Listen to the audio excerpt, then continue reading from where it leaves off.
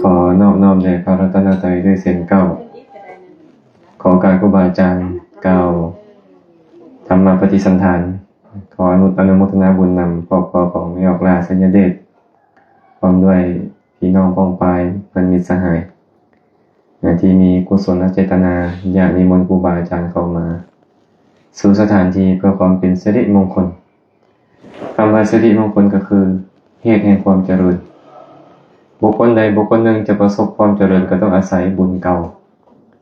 บุญนั่นแหละเป็นปัจจัยให้บุคคลมีความสุขความเจริญได้เช่นเดียวกันเมื่อนี้พวกเราก็คือต้องการเ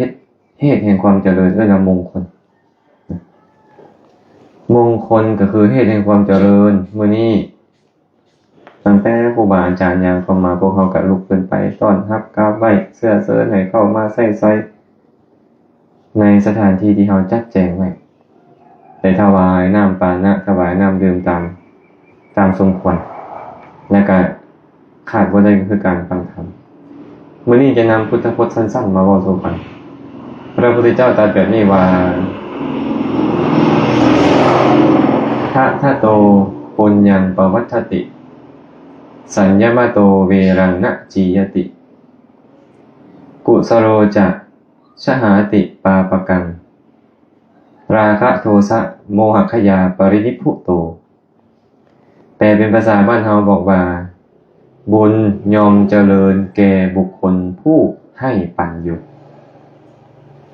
เวรยอมบ่มีแก่ผู้สำรวมทานผู้สลาดยอมละกรรมซัวยอมเป็นผู้ปรินิพพานเพราะราคะโทสะโมหะสิ้นไปแล้วอันนี้พระพุทธเจ้าตรัสไว้แบบนี้เพื่อนบอกว่าบุญยอมเจริญแก่ผู้ให้ทานเขาให้แล้วเมื่อกี้ดีมั้ยบ่นำน้ำดื่มมอบถวายแก่คณะพระเจ้าพระสงฆ์บุญก็เกิดขึ้นในใจนั่นแหละถามว่าบุญเป็นสภาพแบบใดเป็นตัวตนแบบใดบุญบ่มีตัวตนเป็นนามธรรมจับต้องบ่ได้แต่ฮู้ได้ว่าบุญเกิดขึ้นฮู้ตอนใดฮู้ตอนที่ใจเฮาแช่มชื่นเวลาที่เฮาได้ให้ทานได้สมาทานศีลได้ฟังธรรมเป็นต้นนั้นฉะนั้นบุญยอมเจริญแก่ผู้ให้ทานเด้อเจริญแก่ผู้ให้ทานแต่ผู้สำรวมยอมบ่ก่อเวรแม้นผู้ใดผู้สำรวมกายสำรวมวาจาบ่ให้กายไปฆ่าไผบ่ให้กายไปลักขโมยของไผบ่ให้กายไปประพฤติผิดในบุตรภรรยาคนอื่นคือประพฤติผิดในกามและก็บ่ให้วาจาไปตัวเขาบ่ให้วาจาไปส่อเสียดเขาบ่ให้วาจาไปกระทบกระทั่งเขาด้วยคำเว้าหยาบๆคล้ายๆและก็บ่ไปเว้าเรื่องราวเพ้อเจ้อตัดทอนประโยชน์ตัดทอนกุศลคนอื่นนี่เอิ้นว่าสำรวมบ่มีเวรคันผู้สำรวมแล้วจะบ่มีเวรสมมุติว่าแม่ตู้ท้องใบนี่นะถึงจะโกรธจะเคืองจะบ่พอใจผู้ใดผู้หนึ่งแต่อดทนอดกั้นได้บ่ยอมทุบตีฆ่าฟันไปบ่ยอมลักขโมยฉ้อโกงไปบ่ยอมประพฤติผิดในกามบ่ยอมเว้าตัวบ่ยอมส่อเสียดคนอื่นบ่ยอมเว้าคำเว้าหยาบคายและบ่ยอมเว้าเพ้อเจ้อเลวไหลออกมาก็บ่มีบุคคลเวรในตัวถึงแม้นว่ากรรมเวรจะเกิดขึ้นในใจเพราะกิเลสเอิ้นว่ากรรมเวรแม่นบ่กิเลสนี่นะกิเลสเวรหรือกรรมเวรมันจะเกิดขึ้นในใจก็จริงแต่บ่ก่อบุคคลเวรเพราะว่าเขาบ่ได้ไปด่าเขาก็บ่ต้องมาโกรธบ่ผูกโกรธเฮาแม่นบ่เขาบ่ได้ไปทุบไปตีไปฆ่าไปแกล้งเขาก็บ่ผูกเวรเฮาพระพุทธเจ้าก็เลยบอกว่าผู้สำรวมจะบ่ก่อเวรซุมื้อนี้พวกเขาเฮ็ดหยังย้านเจ้ากรรมนายเวรแม่นหรือบ่แม่นเนี่ยแม่นคำดีย้านแท้ๆย้านเจ้ากรรมนายเวรมันนำทันเจ้ากรรมนายเวรบาปกรรมนั่นแหละเป็นเวรที่มันจะจองร่างจองผ่านเฮาแต่บุคคลเวรนี่นะถ้าหากว่าเฮาบ่เว้าบ่ดีต่อเขาบ่เฮ็ดบ่ดีต่อเขาถึงจะใจเฮาคิดบ่ดีบางครั้งบางคราวก็จริงมันก็จะบ่ก่อบุคคลเวรพระองค์เลยบอกว่า สัญญมาโตเวลังนะจียติผู้สำรวมจะโบกเวกุสโลจะชหาติปาปกังส่วนผู้สลาดยอมละความซัวความซัวมันบ่ได้มีแต่ทางกายทางวาจาได้เป็นบ่ความซัวทางใจมีบ่อ้าวโลภอยากได้ของเขามาเป็นของตนพยาบาทมาดให้เขาอิจฉาริษยาเขาขี่ที่แข่งได้แข่งดีเกียจข้านหดหูท้อถอยมีมารยาสาไถถือเนื้อถือตัวต่างๆนานานั่นนะเอิ้นว่ากิเลส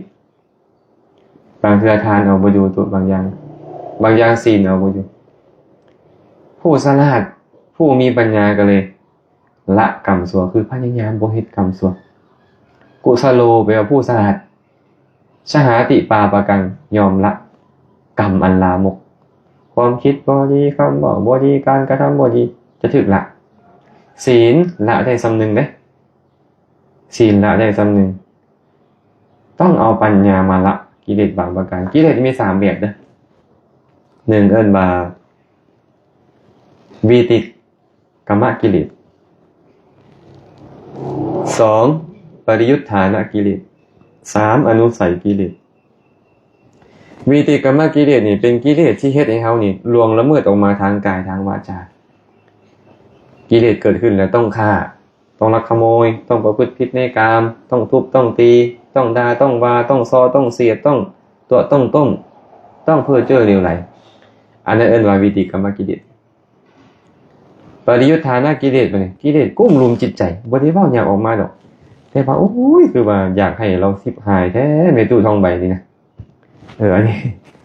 อยากให้ผู้นั้นจิบหายเด้อยากให้ผู้นั้นวายวอดเด้เนี่ยมันกุ้มรุมใจแต่มันบ่เว้ามันบ่เฮ็ดคิดในใจเอิ้นว่าปริยุทธานะกิเลสส่วนสุดท้ายนี่ล่ะอนุสัยกิเลสเหมือนบ่มีเพิ่นนี่แต่มันนอนเนื่องอยู่ในขันธสันดานของพวกเราวิติกรรมกิเลสที่ต้องก้าวล่วงออกมาทางกายทางวาจาเอาศีลมาระงับก็อยู่แล้วแค่มีศีลก็บ่ฆ่าไผแล้วบ่ลักขโมยของไผแล้วแม่นบ่ประพฤติผิดในการบ่เว้าตัวเป็นตนแล้วแต่ว่ากิเลสที่กุ้มรุมจิตใจศีลเอาบ่อยู่ต้องเจริญสมาธิบัดนี้อุปจารสมาธิแดอัปปนาสมาธิที่เอิ้นว่าฌานแดเกิดขึ้นแล้วจึงระงับกิเลสตัวนี้ได้แต่มันเป็นเหมือนกับหินทับหญ้าเคยเห็นหินทับหญ้าเนาะตอนมันทับอยู่มันก็บ่งามแม่นบ่พอเอาหินออกงอกงามยิ่งกว่าเก่าอีกปริยุทธานากิเลสคือกันตอนเจ้าได้ฌานตอนเจ้าเจริญสมถะคุมมันได้มันก็เหมือนบ่มีเหมือนหายไปแต่ว่ามันจะกลับมาอีกและแรงกว่าเก่าอีกส่วนอนุสัยกิเลสนี่ล่ะอนุสัยกิเลสต้องใช้วิปัสสนาปัญญาใช้มรรคปัญญามาละเพราะนั้นศีลสมาธิปัญญาจึงเป็นเหตุระงับกิเลสได้อย่างเด็ดขาดเพิ่นเลยบอกว่ากุสโลจะชหาติปาปกังผู้ฉลาดยอมละกรรมชั่วราคะโทสะโมหะขยาปรินิพพุโตเมื่อละความชั่วแล้วยอมปรินิพพานเพราะความสิ้นไปแห่งห้าเงาของความชั่วคือราคะโทสะโมหะนั้นแม่นผู้ใดละกิเลสได้เด็ดขาดในตัวพระอริยเจ้าโสดาบันกละกิเลสได้เด็ดขาดแต่ละสักกายทิฏฐิวิจิกิจฉาสีลพัตตปรามาสอิจฉาทิฏฐิละได้โสดาบันเด็ดขาดแล้วแต่อันอื่นอย่างเนาะ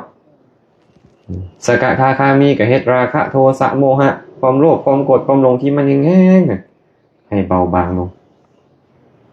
เด็ดขาดคือกันส่วนอนาคามีได้ล่ะละความยินดีพอใจในรูปเสียงกลิ่นรสสัมผัสในลาภยศสรรเสริญต่างๆได้เด็ดขาดละความโกรธเคืองบ่พอใจได้เด็ดขาดแหละมีผู้ฉลาดละกรรมชั่วแต่ว่ายังบ่หมดส่วนพระอรหันต์รูปราคะรูปราคะมานะอุทธัจจะอวิชชาสังโยชน์เบื้องสูงกิเลสทุกอย่างถูกประหารหมดเกลี้ยงบ่มีเหลืออยู่นี่เอิ้นว่าผู้ฉลาดที่สุดและผู้ปรินิพพานราคะโทสะโมหะขยาปรินิพพุโตเขายอมเป็นผู้ดับผู้ปรินิพพานเพราะราคะโทสะโมหะหายไปบ่ต้องทุกข์อีก ซุมื้อนี้เฮายังทุกข์บ่มีเงินมีคำบ่แม่นคำดีก็บ่มีเนาะพอได้ใช้ได้สอยแต่ว่าคือยังทุกข์แท้อาหารก็อิ่มท้องอยู่นะแต่ละมื้อคือยังทุกข์แท้นี่นะแม่นหรือบ่แม่นนี่น่ะเครื่องใช้ไม่ซอยกับมึงดูมีแต่ผืนงามๆปานนางฟ้าผู้ใดก็ได้แต่ก็ยังทุกข์อยู่เนาะยังทุกข์อยู่โอ้แสดงว่าเหตุของความทุกข์นี่นะมันยังบ่ได้ถึกละแท้ฉะนั้นผู้ละราคะโทสะโมหะจึงบ่ทุกข์แล้วเมื่อบ่ทุกข์แล้วบ่มีชาติต่อไปแล้วบ่ต้องเกิดขึ้นมาอีกเพราะว่าการเกิดขึ้นมาเป็นเหตุแห่งทุกข์เป็นหยังพวกเขาจึงเท่านั่นเกิดโดนแม่นบ่แสดงว่ามีความเกิดนั่นบ่เท่าเป็นหยังพวกเขาจึงป่วยย้อนเจ้าเกิดมาเป็นหยังเจ้าจึงถึกด่าถึกว่าถึงทุบถึงตีถือกันแกล้งรังแกย้อนเจ้าเกิดมาเป็นหยังเจ้าต้องผิดหวังซ้ำซากย้อนเจ้าเกิดมาเป็นหยังเจ้าจึงต้องพ้อสิ่งที่เจ้าบ่มักย้อนเจ้าเกิดมาเป็นหยังเจ้าต้องพัดพรากจากคนที่เจ้าฮักของที่เจ้าหวงแหนย้อนเจ้าเกิดพระอรหันต์ผู้ละราคะโทสะโมหะได้แล้วบ่ต้องเกิดเมื่อบ่เกิดก็บ่หยังแม่แก้วบ่แก่บ่เจ็บบ่ตายบ่โศกเศร้าเสียใจปีไรลำพันธ์บ่ต้องพัดพรากจากของฮักบ่ต้องพ้อสิ่งที่บ่น่าปรารถนาบ่ต้องผิดหวังซ้ำซากหมดทุกข์แต่พวกเฮามื้อนี้พวกเฮาสร้างสมหนทางออกจากทุกข์ก็คือให้ทานเฮ็ดจาริตศีลคือต้อนรับขับสู่ครูบาอาจารย์เป็นต้นให้เกิดขึ้นฟังธรรมเพื่ออบรมบ่มปัญญาอันจะเป็นปัจจัยไต่เต้าให้ถึงนิพพานในที่สุดเนาะก็ควรจะบ่ได้ว่าหยังหลายเพราะว่าเวลามีจำกัดแท้ๆเลยก็ขออนุโมทนาบุญนำเนาะแม่ออกล่ะไสยเดชพร้อมกับครอบครัวทุกคนทุกท่านที่ได้นิมนต์พระสงฆ์เข้าสู่ตระกูลในมื้อนี้ก็ขอให้บุญกุศลนี้จงเป็นปัจจัยอำนวยอวยไสให้ทานทั้งหลายจงได้ประสบพบเจอแต่ความสุขปราศจากทุกข์ทั้งปวงหากปรารถนาสิ่งหนึ่งประการใดอันเป็นไปในทางที่ชอบประกอบด้วยธรรมแล้วก็ขอให้ความปรารถนาของทุกคนทุกท่านจงสำเร็จโดยทั่วกันทุกท่านทุกคนเทอญ